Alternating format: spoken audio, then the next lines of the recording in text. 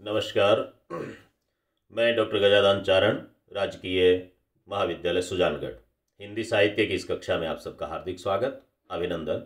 आज हम हिंदी साहित्य के प्रथम प्रश्न पत्र से मैथिली शरण गुप्त, उनकी कविताओं का व्याख्या खंड भाग 2, जिसमें एक कविता का अध्ययन करेंगे। कुछ न पूछ मैंने क्या गाया, ये कविता आपके पाठ्यक्रम में है।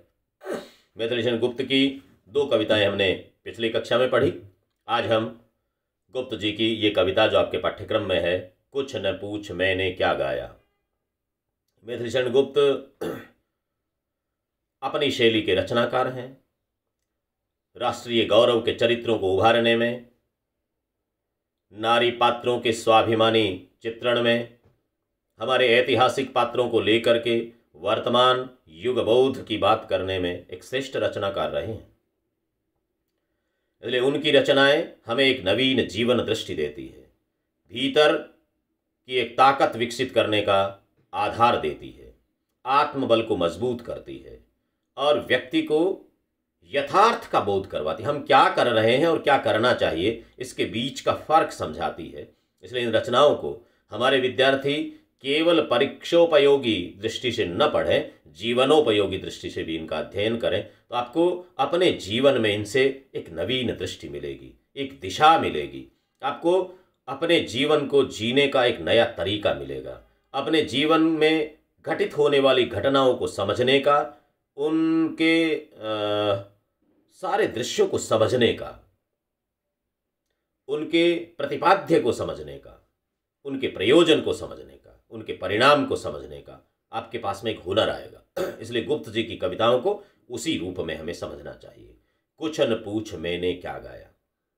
होता क्या है, इस संसार में व्यक्ति तरह तरह के गाने गाता है। गाने का मतलब संगीत नहीं। हम जो कुछ करते हैं, कहते हैं, काम करते हैं, हमारी इच्छाएं व्यक्त करते हैं, गुप्त जी कहते हैं कि वो गाना ही है। हम अपने हिसाब से उसको चलाना चाहते हैं। हमारा मन जिसमें रमता है, जो हमें अच्छा लगता है, वो हम कर जाते हैं।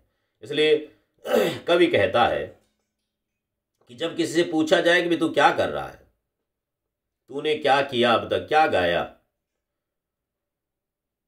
तो फिर व्यक्ति अपना मूल्यांकन जब करता है, उसे लगता है कि पता नहीं मैं अंधेरे में क्यों भाग रहा हूं। भक्त कवियों ने लिखा, नारायण रो नामड़ो ना लीधो निर्णाह, जमवारो बोलावियो जो जंगल हिरणाह। यदि भक्त कवियों का ये मानना है कि जिस व्यक्ति ने इस संसार में आकर के नारायण का नाम नहीं लिया, तो फिर जैसे जंगल में हरिण अपना जीवन व्यतीत करके चले जाते हैं, वैसे इंसान भी उसी तरह से जंगली जानवरों की तरह अपना जीवन व्यतीत करके चला गया। मानव जीवन आपको मिला, उसका क्या फल आपको मिला, क्या फायदा लिया आपने, उसका अस्तित्व अलग तरह से है। उसी तरह से गुप्त जी कहते हैं, जब हम अपने जीवन से किए हुए काम का मूल्यांकन करते हैं, तब हमें पता लगता है कि हमने क्या खोया, क्या पाया। और वहां पर व्यक्ति जिस दृष्टि से सोचता है, गुप्त जी वो दृष्टि हमें देते हैं। कविता है, कुछ न पूछ मैंने क्या गाया। आज समझिएगा।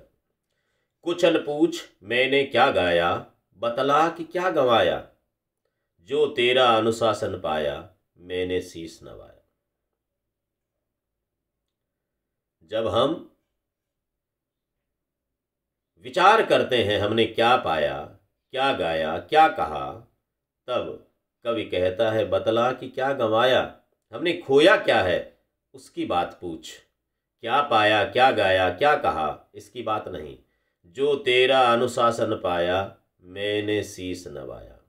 जब हमने अपने किसी प्रिय का, वो ईश्वर प्रिय हो सकता है, हमारा स्वामी प्रिय हो सकता है, हमारा मित्र प्रिय हो सकता है, लेकिन उसके अनुशासन को प्राप्त करके हमने शीश नवाया, उसको स्वीकार किया।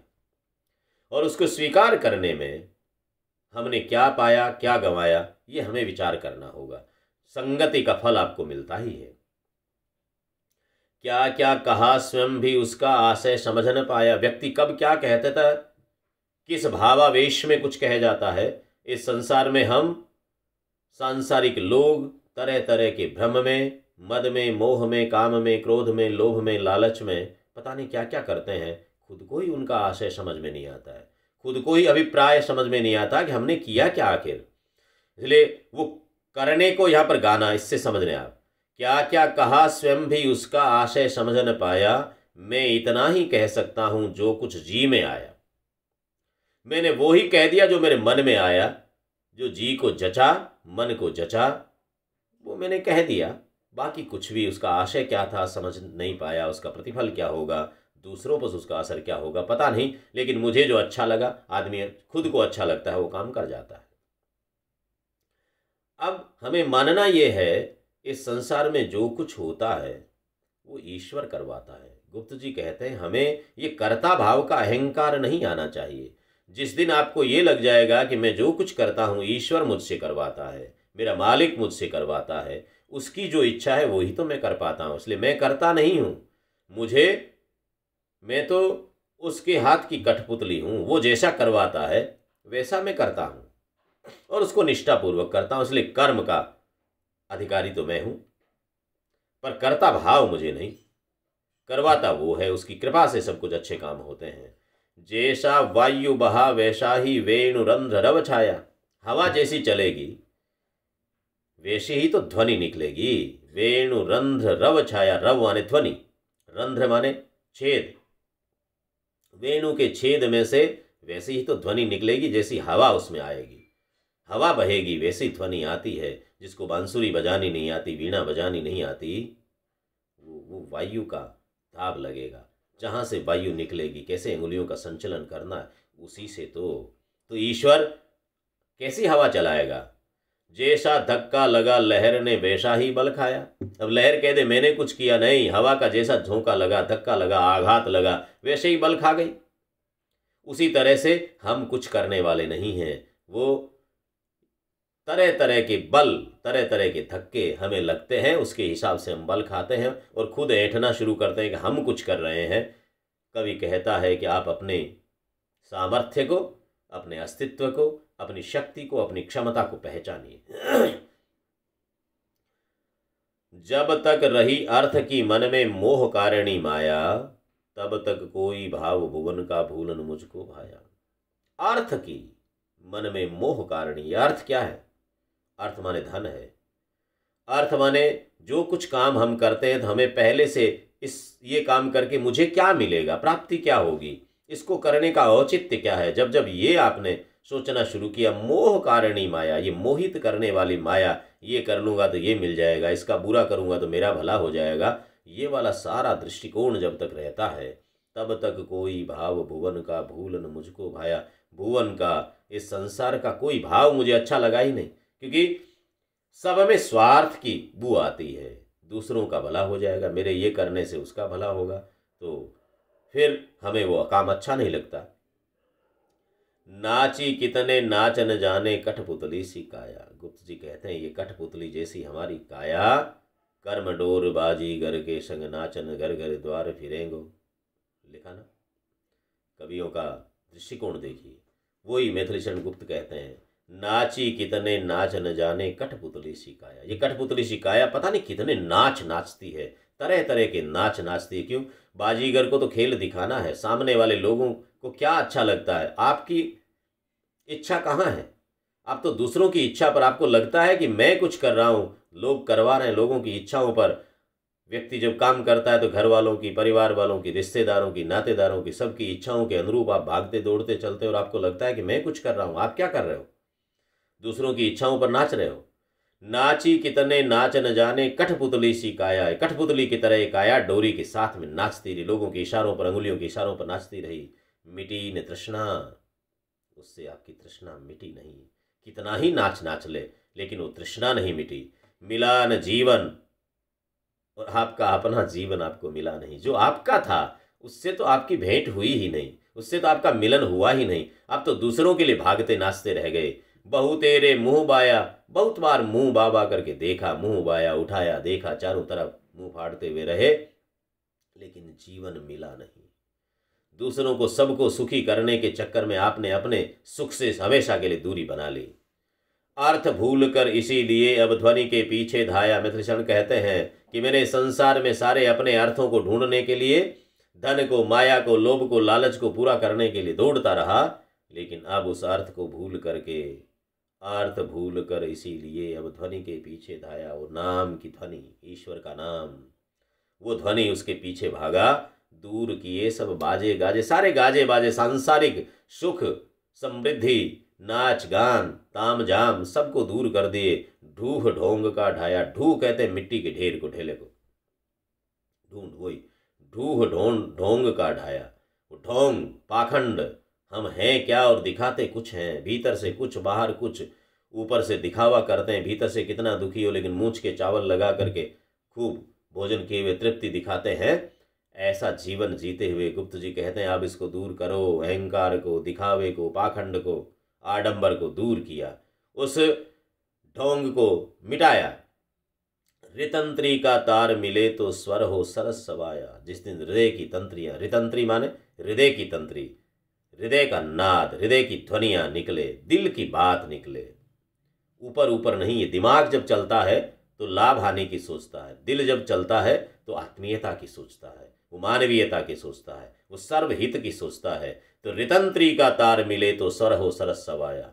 जिस दिन हृदय के तार, उसकी तंत्रियां वो झंकृत होगी, उस दिन आपके स्वर में सरसता आएगी, वो सवाई सरस हो जाएगी। इसलिए गुप्त जी कहते हैं मैंने अर्थ वाला वो जो संप्रत्यय था उसको छोड़ा, अर्थ भूल कर इसीलिए अब ध्वनि के पीछे धाया। वो नाद, वो सौंदर्य, वो ईश्वर, उसका नाम, उस ध्वनि के पीछे अब मैंने दौड़ना शुरू किया, संसार के सारे तामझाम को दूर किया। तब रितंत्री का तार मिले तो स्वर हो सरस सवाया, और समझ जाऊं फिर मैं भी यह मैंने है गाया। अब तक तो इसको समझने के लिए आप कवियों की जो संकेतित भाषा है उसे समझने के लिए हम जीवन की दृष्टि को, जीवन के आसपास को समझना होता है। व्यक्ति जीवन भर दूसरों के लिए दौड़ता रहता है, भागता रहता है। आपका कुछ नहीं किया, आपने अपने लिए क्या किया? ये इसके लिए पिताजी की अपेक्षाओं पे खरे उतरना है, भाई की अपेक्षाओं पे, माँ की अपेक्षाओं पे, पत्नी की अपेक्षाओं पे, रिश्तेदारों की, मित्रों की, संस्थान की, तरह तरह की अपेक्षाओं पे खरे उतरने के लिए दौड़ते। आपका क्या है? इसलिए गुप्त जी कहते हैं रितंत्री का तार मिले तो स्वर हो सरस सवाया, और समझ जाऊं फिर मैं भी यह मैंने है गाया। जिस दिन हृदय के तार, मेरे खुद के तार, मेरी हृदय की वेदना, मेरे हृदय का आह्लाद, मेरे हृदय की इच्छा उभर करके सामने आएगी, और तब मैं जो गाऊंगा वो मेरा गाया हुआ मुझे लगेगा कि हाँ ये मैंने गाया। अब तक तो मुझसे लोगों ने गवाया है, जो दूसरों की इच्छा थी वैसा मैंने किया। जिस तरह से बाजीगर का बंदर दूसरों के इशारे पर, अंगुलियों पर नाचता रहता है, उसके हाथ में कर्म की डोरी नहीं है, लेकिन हृदय की बात को सुन करके जिस दिन दिल की आवाज़ को हमने सुनना शुरू किया, तो दिल के भीतर, मन मंदिर के भीतर ईश्वर बैठा, उसका जो नाम लोगे, अपने कर्म को, अपने पुरुषार्थ को, अपनी क्षमता को, अपने भीतर को, आत्मबल को आपने मजबूत किया, भीतर की ताकत को बढ़ाया, अपने आप को समझा, अपने भीतर बैठे इंसान को समझा, उस मानवीयता को समझा, उस दिन आपको लगेगा कि हाँ ये कुछ मैंने किया है, ये मेरा है। जोधपुर जसवंत सिंह ने कहा, खाया सो तो खर्चिया, दिया लिया सो सत्थ, जसवंत धर पोढ़ा बता माल वीरान हत। आपका क्या है? दिया लिया सो सत्थ, जो आपने दिए हैं और लिए हैं वो साथ में चल रहे हैं।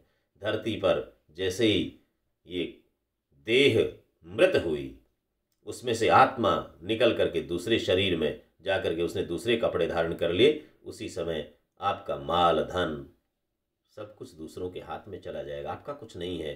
तो आपने क्या किया? वो आपके साथ चलने वाला वो ही है जो व्यक्ति को मरने के बाद भी अमर रखता है, जिंदा रखता है। संसार में लोक जिह्वा पर जिसका यश रहता है, जिसकी कीर्ति रहती है, वो कीर्ति रहने वाला काम हृदय की बात को सुन करके करोगे तो होगा। ये दिमाग है, वो चलता है लेकिन लाभ हानि की बात करता है, दूसरों का नुकसान भी करवा देता है अपने फायदे के लिए।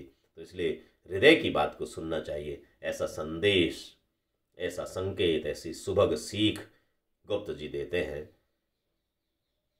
संकेतित कविता है। विशेष में आप लिखें कि गुप्त जी की ये खड़ी बोली भाषा बड़ी प्रांजल भाषा है, सहज बोधगम्य भाषा है। शैली उनकी ऐसी है कि व्यक्ति के हृदय में सीधा पाठक को मंत्र मुग्ध करती है, सीधी सीधी बात करती है सामने वाले व्यक्ति से।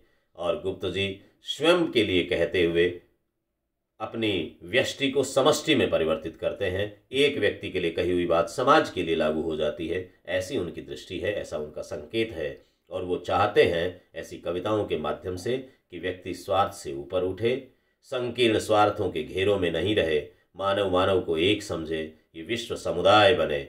ग्लोबल विलेज का जो संप्रत्यय हम देखते हैं, उस संप्रत्यय को साकार करने के लिए हमें वसुधैव कुटुंबकम वाले भाव को अपने मन के भीतर जिंदा रखना होगा, आचरण में ढालना होगा, ऐसा संकेत उनका रहता है। पुनः पुनः धन्यवाद। अगली कक्षा में फिर किसी रचना के साथ में हम मिलेंगे। आज के लिए इतना ही, धन्यवाद।